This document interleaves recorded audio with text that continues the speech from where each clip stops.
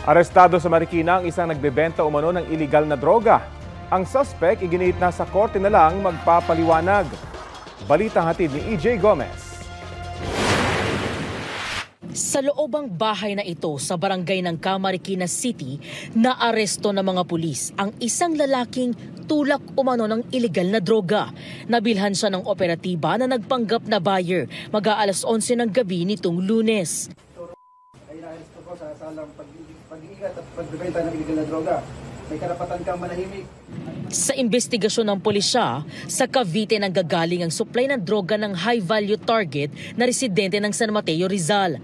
Nakumpiska sa sospek ang 13 pakete o 295 grams ng umano'y shabu na nagkakahalaga ng mahigit 2 milyong piso. Yung sospek, yung mga droga niya ay binibenta o kinakalat, hindi lang dito sa ating EOR sa Marikina, kundi maging sa mga karatig bayan, kagaya ng San Mateo at Antipolo, Rizal.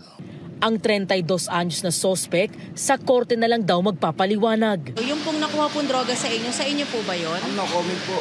Sa records ng pulisya, dati nang nakulong ang sospek dahil din sa droga noong 2020 at 2022. Dahil ito ay newly listed SBI, titingnan namin yung sa baba, sinong mga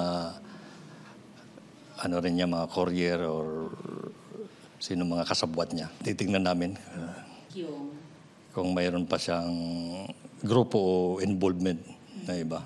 Reklamong paglabag sa Republic Act 9165 o Comprehensive Dangerous Drugs Act ang isasampa sa sospek. EJ Gomez, nagbabalita para sa GMA Integrated News.